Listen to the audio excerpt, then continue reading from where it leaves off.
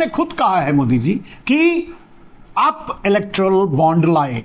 आपने यह भी कहा कि इस इलेक्टोरल बॉन्ड के नाते मनी ट्रेल का भी पता चला। मनी तो सबसे ज्यादा आपके पास गया और उस कंपनियों से गया जो जिनको आपने ईडी, सीबीआई और आईटी में फंसाया। ऐसे बहुत से केसेस आए जिनकी कंपनियां पूरी की पूरी आपने छीन ली और अडानी को दे दी।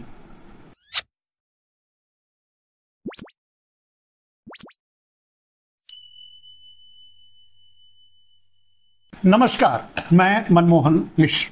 दोस्तों, आज 1 अप्रैल है, अप्रैल फूल का दिन ऐसा लोग कहते हैं। लोग इसे मनाते भी हैं, लोग इसे बनाते भी हैं और लोग बनते भी हैं। आज का अप्रैल फूल डे स्पेशल इसलिए है कि नरेंद्र मोदी ने अपने आप को ही फूल बना लिया, मूर्ख बना लिया। अब ये उनकी मूर्खता या गलती या फिर एक साजिश कहा नहीं जा सकता, लेकिन जो सामने है वो तो है। मोदी ने कबूला अपना जुर्म, खुद कहा बॉन्ड मैं लाया। दोस्तों, अब इसके बाद कुछ कहने के लिए नहीं रह जाता। अगर नरेंद्र मोदी ये कहते हैं और वो कहते हैं कि लोग इलेक्टोरल बॉन्ड को लेकर के नाच रहे हैं, कूद रहे हैं, उधम मचा रहे हैं, लेकिन इसमें कुछ भी सेटबैक नहीं है, मैं अफसोस क्यों करूं? मैं इसे लाया, जो किया वो ठीक किया, और जो आज खुश हो रहे हैं, जो आज नाच रहे हैं, वो बाद में पछताएंगे। ये नरेंद्र मोदी का कहना था। अब उन्होंने एक 1 by 1 जो कहा है उसका विश्लेषण करते चलें तो ज्यादा बेहतर होगा। बड़ी सरल भाषा में, अपनी ठेठ गांवपुर की बातों में अगर साधारण तरीके से कहा जाए तो यहां यही बात सच है कि मोदी ने यह मान लिया है कि इलेक्टोरल बॉन्ड वो लाए, अरुण जेटली नहीं। यानी योजना नरेंद्र मोदी की थी। अब आप समझ गए, नरेंद्र मोदी ने यह मान लिया कि वो इलेक्टोरल बॉन्ड लाए और यह उनकी खुद की योजना थी।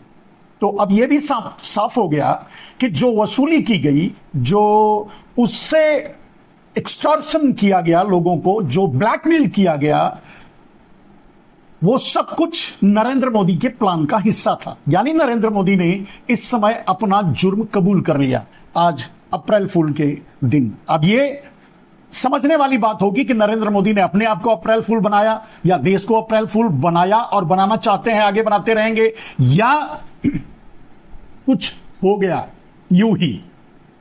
कभी कभी टेलीप्रॉम्प्टर सामने नहीं रहने से परेशानी होती है। नरेंद्र मोदी कभी सच नहीं बोलते, लेकिन जुर्म तो कभी कभी कबूल ही लेते हैं। उन्हीं में से एक ये है। उनका मानना है कि इलेक्टोरल बॉन्ड आने के बाद कम से कम इतना तो है कि लोगों को पता चल रहा है कि इलेक्टोरल बॉन्ड किसने खरीदा, खरीद करके किसने किसको दिया।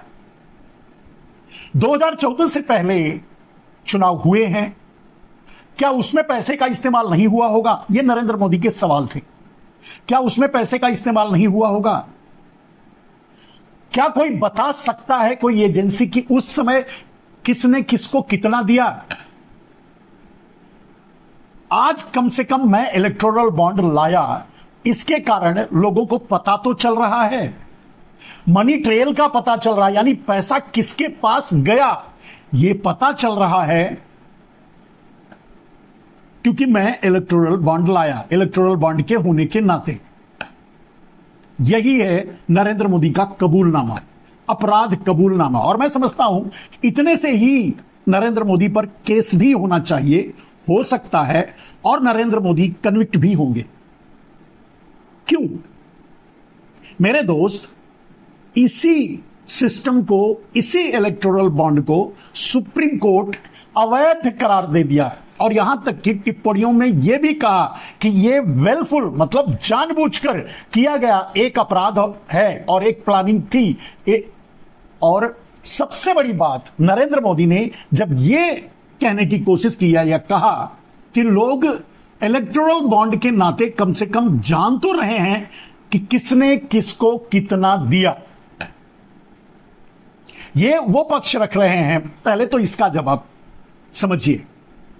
नरेंद्र मोदी ने, मैं समझता हूं कि अगर उनके बस में होता तो सुप्रीम कोर्ट के जज को ऑन द स्पॉट डिसमिस कर देते।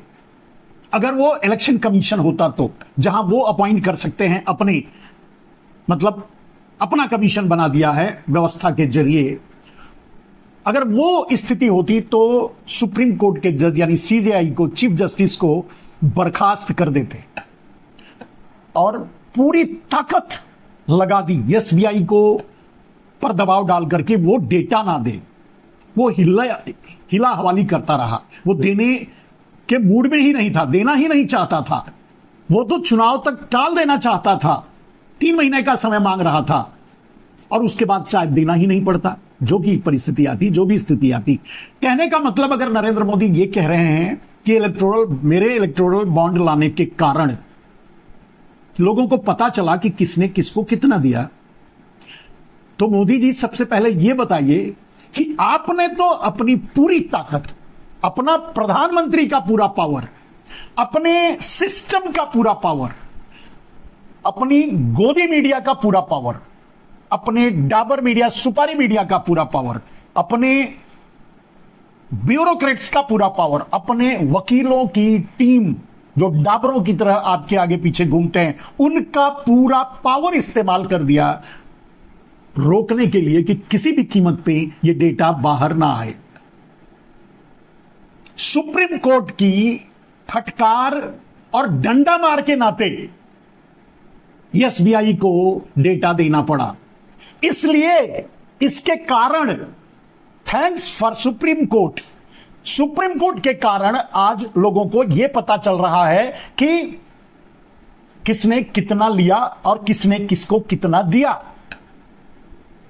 आपके कारण नहीं, आप तो उसे दबाने छुपाने में अपनी पूरी ताकत झोंक दी। आप ये कैसे कह सकते हैं कि लोगों को कम से कम पता तो चल रहा है? आप पता ना चले, यही इसीलिए तो ये लाए थे और उसी को अवैध करार दिया गया सुप्रीम कोर्ट के द्वारा। इसके बाद भी अब आप बेशर्मी की प्रस्तुति कर रहे हैं, आप खुद को बेशर्म साबित कर रहे हैं, या खुद को, आज अप्रैल फूल डे है, मूर्ख साबित कर रहे हैं, या सचमुच आप मूर्ख हैं। यहां तो आपने अपना अपराध कबूल लिया। और मैं समझता हूं कि सारे वकीलों को जिन्होंने इस डेटा को बाहर लाने के लिए जितना प्रयास किया, अगर आपको अंदर ले जाने के लिए प्रयास करेंगे तो सफल हो जाएंगे, क्योंकि आपने खुद ये कबूल लिया है कि ये बॉन्ड आप लाए, ये आपकी देन है।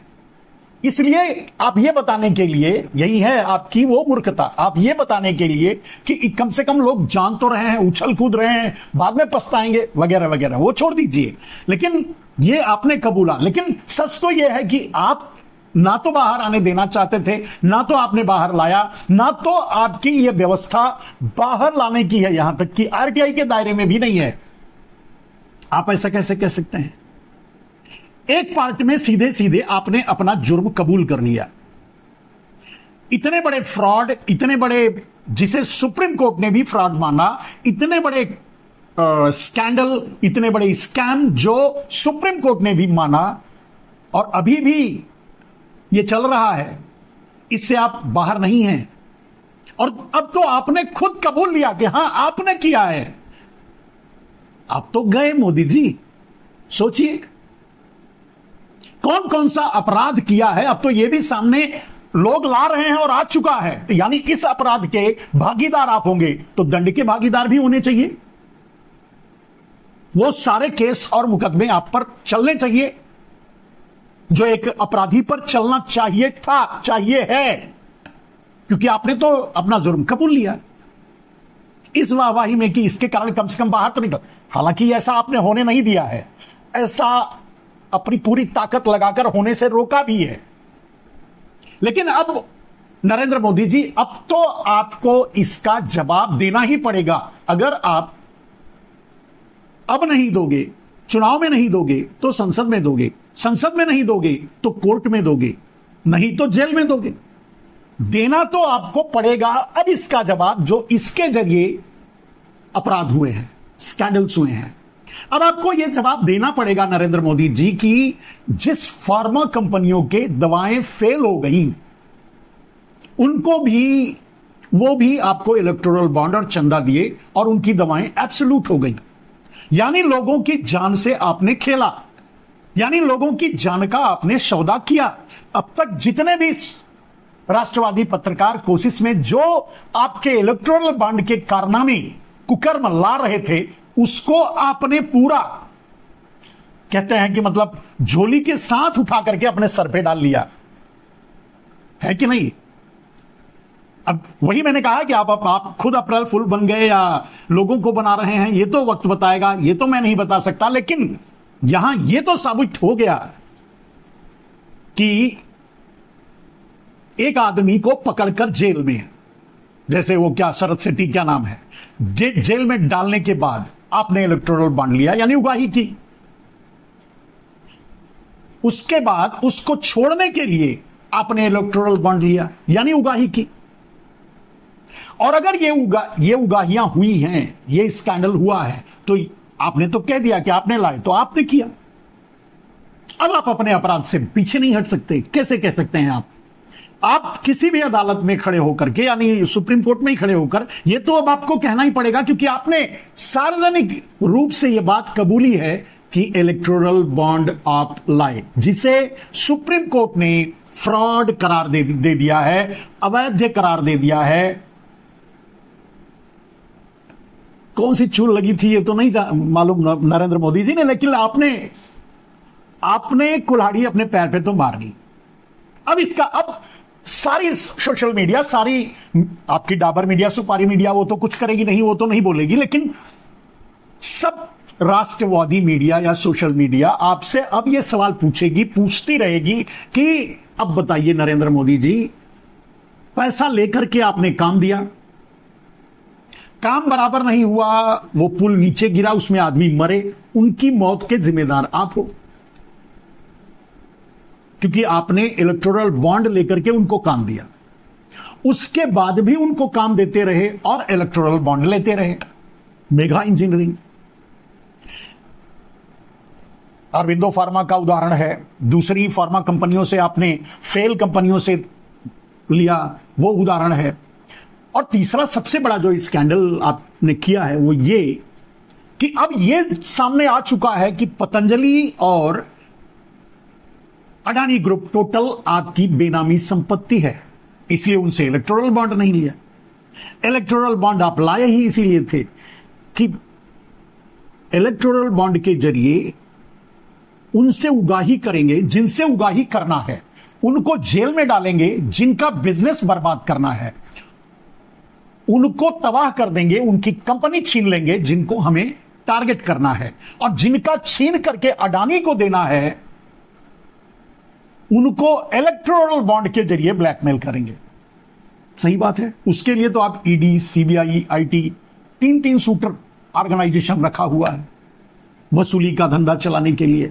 तो नरेंद्र मोदी जी राष्ट्रीय और अंतर्राष्ट्रीय स्तर पर जो ये बातें सामने आती रही, लोग कहते रहे, लोग बार बार पूछते रहे कि इलेक्टोरल बॉन्ड कोई साधारण घटना नहीं है, electoral bond well full planned एक फाइनेंशियल क्राइम है, और जिसको आपने कबूल कर लिया सार्वजनिक रूप से। यह आपके खिलाफ गवाह बनेगा, यानी सबूत के रूप में पेश किया जाएगा कोर्ट में। और आपने यह भी बता दिया, यह भी कह दिया कि मनी ट्रेल का पता चल रहा है, यानी पैसे किसके पास जा रहे हैं यह पता चल रहा है। यानी जिस कंपनी को आप ब्लैकमेल कर रहे हो उसने जो जब दिया तो आपके पास आया, यानी ये आपके अपराधों की का सबूत बन रहा है ना। हुआ तो यही है। एक एक घटना और एक एक कंपनी या एक एक विषय सब रखते रहे हैं सारे मीडिया, मतलब सोशल मीडिया और स्वदेशी पत्रकार राष्ट्रवादी पत्रकार, उसमें मुझे जाने की जरूरत नहीं है। मेरा मतलब और मेरा मकसद और मेरी बात का मतलब यह है कि आपने अपना जुर्म कबूल कर लिया है नरेंद्र मोदी जी। आप अब तैयारी कीजिए अंदर जाने की, रखिए जिसको जितने दिन आप जेल में रखना चाहें। 4 जून के बाद आपको पता चल जाएगा। 10 जून के बाद जब दूसरी सरकार, राहुल गांधी प्रधानमंत्री बन जाएंगे, तब आपको पता चलेगा। यही ईडी, यही सीबीआई, यही आईटी आपको उठा के लाएगी, आपसे पूछेगी। आपने खुद कहा है मोदी जी कि आप इलेक्टोरल बॉन्ड लाए। आपने यह भी कहा कि इस इलेक्टोरल बॉन्ड के नाते मनी ट्रेल का भी पता चला। मनी तो सबसे ज्यादा आपके पास गया और उस कंपनियों से गया जिनको आपने ईडी, सीबीआई और आईटी में फंसाया। ऐसे बहुत से केसेस आए जिनकी कंपनियां पूरी की पूरी आपने छीन ली और अडानी को दे दी। अब इसके पीछे एक और खेल जो पर्दे में है, अभी तक सामने नहीं आया है, कि जिनको ईडी, सीबीआई और आईटी में आपने फंसाया, उनसे इलेक्टोरल बॉन्ड के जरिए पैसा लिया। क्या ये बहुत कम मात्रा में है? क्योंकि ये ऑफिशियली आपके पार्टी को जाता, जो आपकी पार्टी को नहीं जाता, इससे कई गुना पैसा आपने उन्हीं जैसे फार्मा कंपनियां हुई, जैसे चीटिंग और लॉटरी कंपनियां हुई, जैसे शरद शेट्टी जो सबसे बड़ा नाम सामने आया वो हुआ। मोदी जी, ये सारे कलेक्शन जो आपने किए हैं, इससे कई गुना ज्यादा बड़ा कलेक्शन आपने किया है इन्हीं लोगों से, इन्हीं मामलों में। इलेक्टोरल बॉन्ड के अलावा अपनी पार्टी को दिलवाया सो दिलवाया, अडानी को दिलवाया है, या जिसे आप ब्लैक मनी देना चाहते थे और उसका उपयोग करना चाहते थे उसे दिलवाया। मोरावर अडानी ही मेन, क्योंकि अडानी ने कोई ऐसा पहाड़ नहीं तोड़ा है जिससे यह समझ में आए कि अडानी के पास पैसे आए। अब अडानी ने अगर पूरे देश के इंफ्रास्ट्रक्चर को खरीदा तो डेफिनेटली इसी तरह से पैसे अडानी के पास आए हैं। देश को जो ब्लैक मनी ला करके देश को देना था, आम आदमी को उसका लाभ पहुंचाना था, वो भी इसी के जरिए वसूला गया और अडानी तक पहुंचाया गया। और फाइनली नरेंद्र मोदी जी, आपने यह भी स्वीकार कर लिया कि किसी भी व्यवस्था में कमी हो सकती है, उसे सुधारा जा सकता है। मोदी जी, व्यवस्था में कमी हो सकती है, कानून में कमी हो सकती है, सुधारने की गुंजाइश भी होती है। फ्रॉड में क्या हो, कौन सा सुधार की गुंजाइश होगी, जिसे सुप्रीम कोर्ट ने भी फ्रॉड ही करार दे दिया। अब उसमें कौन से सुधार की गुंजाइश है, आप ये बताइए। चलिए, आपने पूरी तरह से कबूल लिया है कि यह अपराध आपने किया है। अब वोट देने वाले लोग इस बात को समझ पाएंगे, आपके क्राइम को, आपके जुर्म को समझ पाएंगे या नहीं समझ पाएंगे, ये उनके बुद्धि और विवेक पर मैं छोड़ता हूं। लेकिन आज तो फिलहाल आप मूर्ख बन गए, आज तो आप अप्रैल फूल बन गए नरेंद्र मोदी जी। न जाने किस कोशिश में, किस झोंक में, किस वेग में आपने बोलना था, या फॉर्मेलिटी थी, या जो भी था, लेकिन जो भी आपके मुख से निकला वो आपके मुंह से, मैं समझता हूं आपके कर्मों ने निकलवाया, आपको दंड दिलवाने के लिए, आपके खिलाफ सबूत के रूप में। हर समय आप प्रधानमंत्री नहीं रहोगे, कुर्सी से हटोगे। कब तक आप जुर्म, लोगों को जेल में डालकर, लोगों के खाते बंद करके, लोगों पर कब तक इस तरह से सत्ता में बने रहोगे? धीरे धीरे लोग समझने लगे हैं, लोग जानते हैं कि आप देश के नहीं, सिर्फ अडानी के हो। आपका एक परिवार है, बस एक और एक अडानी।